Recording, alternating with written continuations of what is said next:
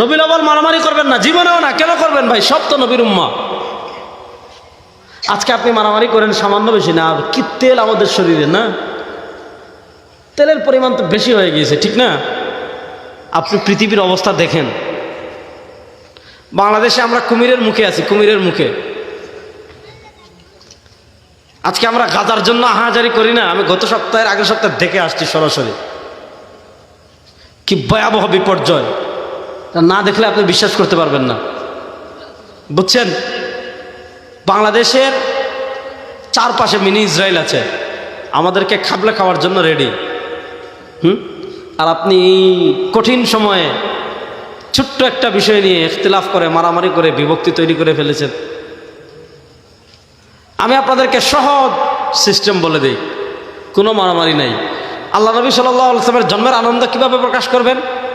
সহজ, যেভাবে রাসূল সাল্লাল্লাহু আলাইহি ওয়াসাল্লাম করেছেন। রাসূল সাল্লাল্লাহু আলাইহি ওয়াসাল্লাম কীভাবে করেছেন এটা হাদিসে দেখেন, পেয়ে যাবেন।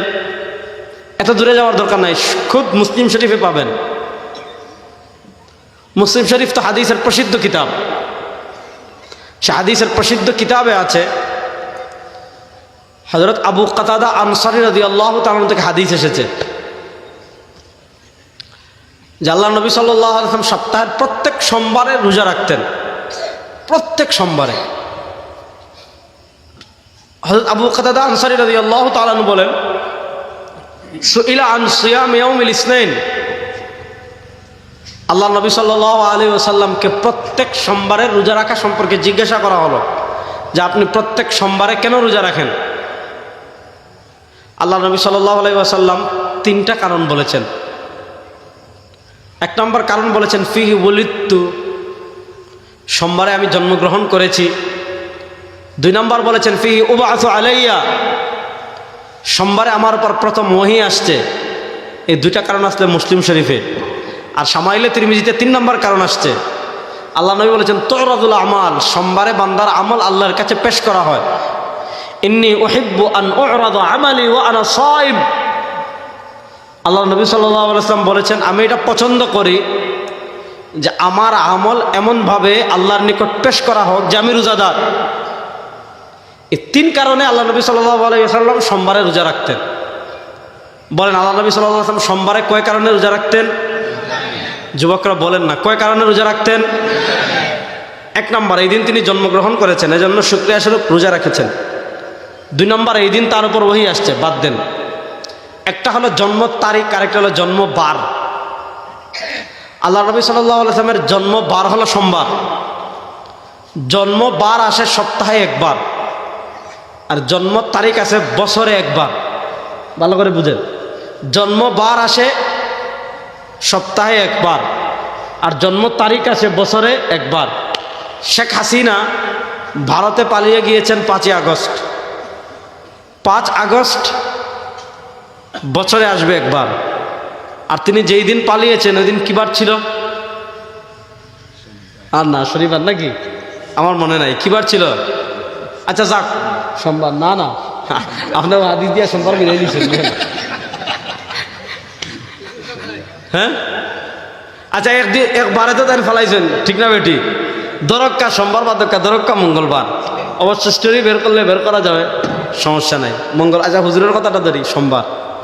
তাহলে হুজুর খুশি রাখলা কি? তখন যাক, তাহলে বার আসে সপ্তাহে একবার, আর তারিখ আসে বছরে একবার। আল্লাহ নবী সাল্লাল্লাহু আলাইহি ওয়াসাল্লামের জন্ম তারিখ নিয়ে মতানৈক্য আছে। 12 তারিখের পক্ষে যেমন অনেক মতামত আছে, 8 তারিখের পক্ষেও অনেক মতামত আছে। ওটা আমি বাদ দিলাম। ধরেন 12 তারিখ। 12 তারিখ এটা বছরে আসবে একবার, রবিউল আউয়ালে একবার আসবে, আর সারা বছর একবারও আসবে না। কিন্তু জন্মের বার হলো সোমবার। সোমবার প্রত্যেক সপ্তাহে আসে। আল্লাহ নবী সাল্লাল্লাহু আলাইহি ওয়াসাল্লাম তার জন্মের শুকরিয়া স্বরূপ প্রত্যেক সোমবারে রোজা রাখতেন। তারিখ আছে বছরে একবার, আর বার আসে সপ্তাহে একবার। আল্লাহ নবী সাল্লাল্লাহু আলাইহি ওয়াসাল্লাম তার জন্মের শুকরিয়া স্বরূপ বছরে 54 দিন রোজা রাখতেন। অর্থাৎ প্রত্যেক সপ্তাহে যদি সোমবার একবার আসে, তাহলে কোনো সপ্তাহ হয় 4 সপ্তাহ, কোনো মাস হয় 4 সপ্তাহে, আবার কোনো কোনো মাসে 5 দিনে সোমবার হয়, 5 সপ্তাহ হয়। তাহলে 12 4 12 48, আর 4-5 দিন বাড়ে, মোট 52 থেকে 53 দিন বা 54 দিনও আল্লাহ নবী সাল্লাল্লাহু আলাইহি ওয়াসাল্লাম তার জন্মের শুকরিয়া স্বরূপ রোজা রাখতেন। এখন আপনার জন্য করণীয় কি? কোনো মারামারিতে যাওয়ার দরকার নাই, কোনো ঝগড়াঝাটি করার দরকার নাই, একজন আরেকজনের বিরুদ্ধে ফতোয়াবাজিও করার দরকার নাই, একজন আরেকজনের বিরুদ্ধে টিটকারি করার দরকার নাই। আপনি নিবৃত্তে তাই করেন যা নবী করিম সাল্লাল্লাহু আলাইহি ওয়াসাল্লাম করেছেন। কারণ ফালা ওয়া রাব্বিকা লা ইউমিনুনা হাত্তা ইউহাক্কিমুকা ফীমা শাজারা বাইনাহুম সুম্মা লা ইয়াজিদু ফি আনফুসিহিম হারাজাম মিম্মা কাযাইতা ওয়া ইউসাল্লিমু তাসলিমা। আল্লাহ কোরআনে স্পষ্ট ভাষায় বলেছেন, ইয়া আইয়ুহাল্লাযীনা আমানু লা তুকাদ্দিমু বাইনা ইয়াদাইল্লাহি ওয়া রাসূলিহি। আল্লাহ এবং তার রাসূল সাল্লাল্লাহু আলাইহি ওয়াসাল্লামকে ওভারটেক করে সামনে যাওয়া যাবে না। আল্লাহ পবিত্র কোরআনে স্পষ্ট ভাষায় বলেছেন, মা তাকুমুর রাসূল ফাখুযু। রাসূল সাল্লাল্লাহু আলাইহি ওয়াসাল্লাম যা করেছেন তা আঁকড়ে ধরো। তিনি কি করেছেন? প্রত্যেক সোমবারে রোজা রেখেছেন।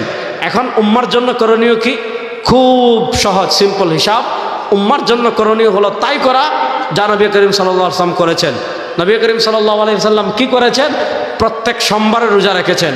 সুতরাং আল্লাহ নবীর জন্মের শুকরিয়া স্বরূপ সারা বছর না পারি, অন্তত রবিউল আউয়ালে যে কয়টা সোমবার আসবে এই সোমবারে আমরা প্রত্যেকে রোজা রাখার চেষ্টা করব তো ইনশাআল্লাহ।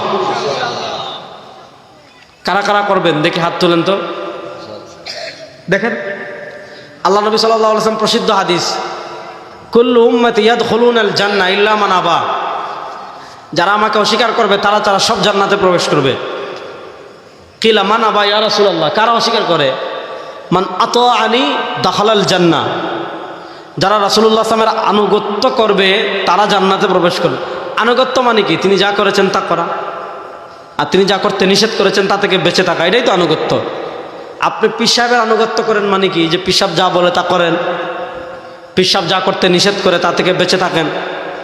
আপনি শায়েখের আনুগত্য করেন মানে কি? শায়েখ যা করার কথা বলে তা করেন। বা এটা বন্ধ করেন, হ্যাঁ আওয়াজ আসবে, এত ভালোবাসার দরকার নাই, রাখেন। আর যা করতে নিষেধ করবেন, সবাই গরমে আমরা কেন বাতাস খাবো? বাংলাদেশে তো বৈষম্য বিরোধী আন্দোলন হয়েছে, আপনি দেখি আগে বৈষম্য তৈরি করে ফেলেছেন। যাক, তাহলে রাসূলুল্লাহ সাল্লাল্লাহু আলাইহি ওয়াসাল্লাম যা করতে বলেছেন তা করা, এটাই আমাদের জন্য নিরাপদ। এখন আমরা কি করব? যুবকদেরকে বলবো প্রত্যেক সোমবারে রোজা রাখবেন। বলেন প্রত্যেক সোমবারে রোজা রাখার চেষ্টা করবেন তো ইনশাআল্লাহ।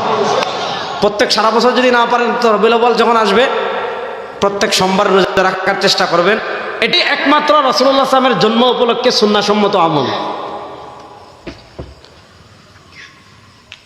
এছাড়া সুন্নাহসম্মত আর কোনো আমল নাই। ওগুলা করা জায়েজ আছে কিনা ওইটা নিয়ে আলেমদের ভিতর দ্বন্দ্ব আছে, ওইদিকে আমি গেলামই না। এবার আসেন পরের প্রসঙ্গে। করণীয় কি এটা বললাম।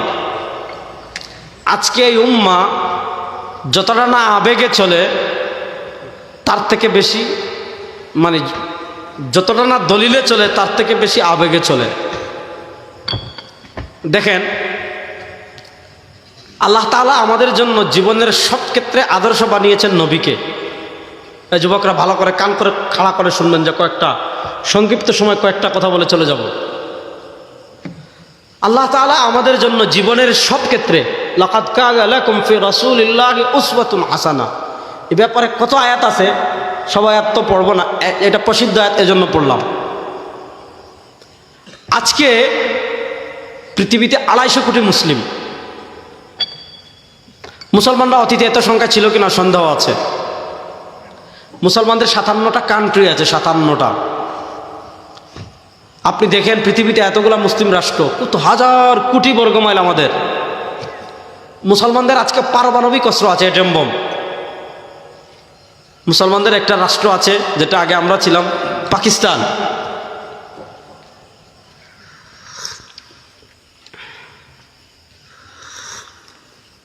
পাকিস্তানের অ্যাটম বোম আছে, অ্যাটম বোম। পৃথিবীতে 57 জন মুসলিম সেনাপ্রধান আছে, 57টা সেনাবাহিনী আছে, 57 জন মুসলিম রাষ্ট্রপতি আছে। আল্লাহ তাআলা আমাদেরকে কি দেন নাই? আপনি দেখেন, আল্লাহ সব খনিজ সম্পদ আমাদেরকে দিয়েছেন। সব পেট্রোলিয়াম আল্লাহ মুসলমানদেরকে দিয়েছেন। পেট্রোলিয়াম থেকে ডিজেল হয়, পেট্রোলিয়াম থেকে অকটেন হয়, পেট্রোলিয়াম থেকে কেরোসিন হয়। আপনি বিমান চালাতে হলে পেট্রোলিয়াম লাগবে, আপনি জাহাজ চালাতে হলে পেট্রোলিয়াম লাগবে, আপনি কলকারখানা চালাতে হলে পেট্রোলিয়াম লাগবে, আপনি প্রযুক্তিতে পুরা প্রযুক্তি আপনি অচল হয়ে যাবে। পৃথিবীতে যদি পেট্রোলিয়াম না থাকে, পৃথিবীর এই যে এত প্রযুক্তি, এত আধুনিক যা কিছু দেখেন, যদি পেট্রোলিয়াম না থাকে তাহলে পৃথিবী থমকে যাবে। বিমান চলবে না, গাড়ি চলবে না, ট্রাক চলবে না, জাহাজ চলবে না, পৃথিবী দাঁড়িয়ে যাবে। কয়লা, এটাও পেট্রোলিয়াম। আপনি দেখেন আল্লাহ তাআলা সব খনিজ সম্পদ আমাদেরকে দিয়েছেন। আপনি জাজিরাতুল আরবের যতগুলো রাষ্ট্র আছে আল্লাহ তাআলা দেখেন সব রাষ্ট্রের নিচে আল্লাহ তাআলা খনিজ সম্পদ দিয়ে ভরে রেখেছেন। মুসলমানদের এত কিছু থাকতে এই পৃথিবীতে আপনি দেখেন মুসলমানরা আজকে যেই পরিমাণ,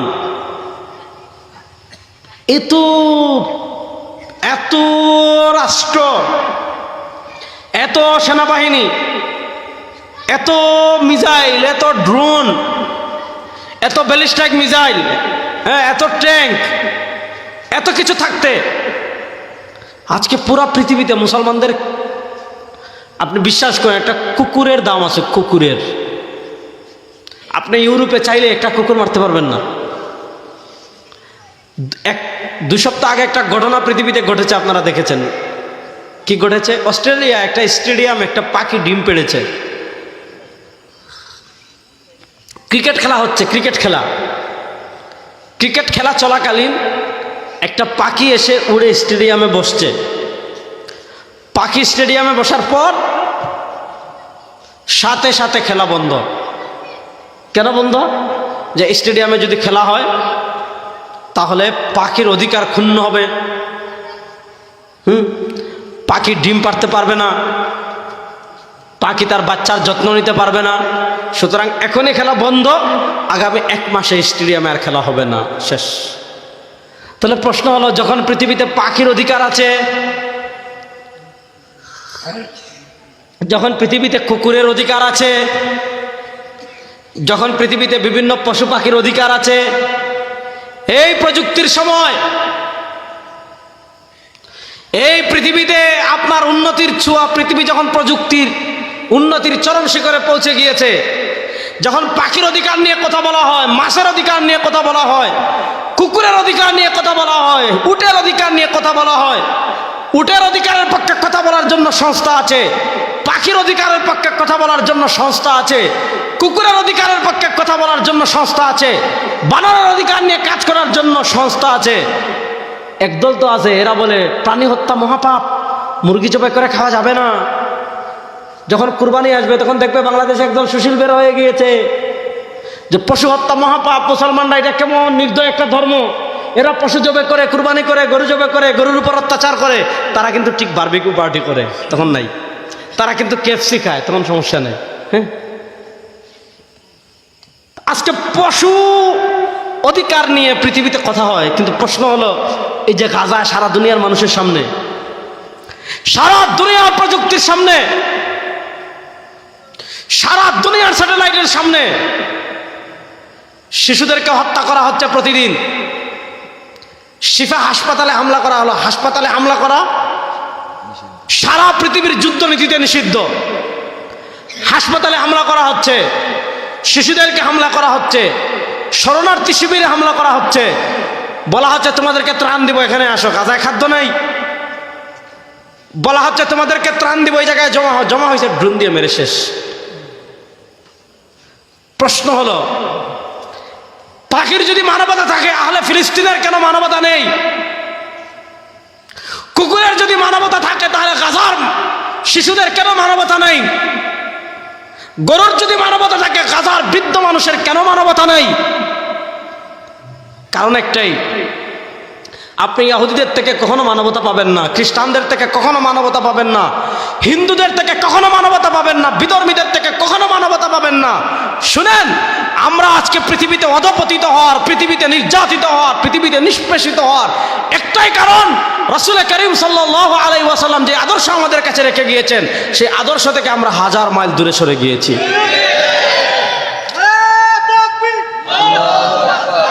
মাশাআল্লাহ। চাষাবাজ বুঝলে তো? কথা ভালো করে বুঝেন। আজকে রবিউল আউয়াল আসলে আমরা খাবার দাবার নিয়ে কি বিশাল আয়োজন। ঈদে মিলাদুন নবী আছে কিনা এটা নিয়ে মারামারি করতে করতে নাই, মানুষকে খাওয়ানো যাবে কিনা এটা নিয়ে মারামারি করতে নাই রে ভাই। কথা হলো কতটুকু কার মধ্যে নবীর আদর্শ আছে খবর নেন। আপনি যে দেশে বাস করেন সে দেশের সংবিধানে নবীর আদর্শ নাই, বিচার ব্যবস্থায় নবীর আদর্শ নাই, অর্থনীতিতে নবীর আদর্শ নাই, রাষ্ট্র পরিচালনায় নবীর আদর্শ নাই, রাষ্ট্রের কোথাও নবীর আদর্শের সিটে ফুটাও নাই। আপনি মারামারি করতে করতে শেষ। প্রশ্ন হলো আপনি যদি এটা নিয়ে মারামারি করেন, রাষ্ট্রে নবীর আদর্শ বাস্তবায়ন করবে কে? বিচার ব্যবস্থায় নবীর আদর্শ বাস্তবায়ন করবে কে? অর্থনীতিতে নবীর আদর্শ বাস্তবায়ন করবে কে? রাজনীতিতে নবীর আদর্শ বাস্তবায়ন করবে কে? ইহুদিরা আইসা। আজকে আমরা নবীর আদর্শ বাস্তবায়ন করে কোন জায়গায় জানেন? ভালো করে বুঝেন। আজকে আমাদের মাথায় ভূত কেমনে ঢুকাইছে ভালো করে বুঝেন যুবকরা। দেখবেন ভাত খাইতে গেছে শ্বশুর বাড়ি, অথবা দাওয়াত খাইতে গেছে, মেজবান খাইতে, অথবা 40 খাইতে গেছে। হাহারে বাংলাদেশের 40 21 এগুলো না হইলে চলে না। হ্যাঁ, আমাদের সিলেট একটু বেশি। কিছু কিছু এলাকায় আছে, মনে করেন গতকালকে পত্রিকায় নিউজ আসছে, এক ব্যক্তি ঋণ তার এত বেশি, ঋণ দিতে না পেরে, ঋণ পরিশোধ করতে না পেরে আত্মহত্যা করে মারা গেছে। বুঝছেন না? ঋণ পরিশোধ করতে না পেরে আত্মহত্যা করে মারা গেছে। এখন তার আত্মীয় স্বজন যে ব্যক্তি ঋণ পরিশোধ না করার মানে ঋণ দিতে পারেন না, বেচারা গোলা ফাঁস লাগি মরে গেছে। ও বেটা মরার পরে তার লাগি ঋণ করিয়া 4000 মানুষের 40 খাওয়াইছে। যে বেটায় ঋণ পরিশোধ করতে না পারিয়া নিজে মরে গেছে, তার বেটার 4000 না 2000 মানুষের ঋণ করিয়া তার আত্মীয় স্বজনে কিতা করছে, 40 খাওয়াইছে। এই আমাদের দেশের মানুষের অবস্থা। আমি আপনাদেরকে বলি, আজকে দেখুন আপনি কোথায় খাইতে যান, খাওয়ার আগে দেখবেন হাত ধোয়, হাত ধৌত করে। জিজ্ঞাসা করেন ভাই হাত ধৌত করেন কেন? কইবা হাত ধোয়া সুন্নত। আলহামদুলিল্লাহ, খুব ভালো জিনিস, একমত, হাত ধুইবেন অবশ্যই। আপনারা এই বালাগঞ্জ যে দেখছেন নি, দেখো বাউয়াত দিয়া খায়, মাতেন না কেন? ইনো আসেনি জীবনে কেউ যে বাউয়াত দিয়া খাইছেন? আমরা খাই কোনার দিয়া, আপনারা গুছা বলেছেন মাতিবা, কোনার দিয়া খাই। প্রশ্ন হলো বাউয়াত দিয়া খাই না, ওখানে তো ওখানেও তো ওখানেও 5 আঙ্গুল, ওখানেও 5 আঙ্গুল, ইনো যে 2 দাগ ওখানেও দাগ। হ্যাঁ, তাহলে প্রশ্ন হলো আপনি ইয়াত দি খাইন না ইয়াত দি খাইন কেনে? বাউয়াত দি না খাইয়া ডাইনাত দি খাইন কেনে? আপনি যে ডাইনাত দি খায় তারে জিজ্ঞাসা এবারে ভাই তুই বাউয়াত দি খাস না, তোর জীবনে তোর বাউয়াত দি খাইলে না, বিড়িটাও বাউয়াত দি খায় না, খায়নি না, খুব কম মানুষ খায় কিনা আমি জানি না। আমাদের দেশে সিগারেট কোনার দি খায়, মাথের না দিকে আপনারা যারা খাইন তারা হক্কা কোনার দি খায়, বাউয়াত দি খায়নি কেউ সিগারেট খায় না। অন্ত সিগারেটটাও কোনাতে চলে, ডাইনাতে চলে।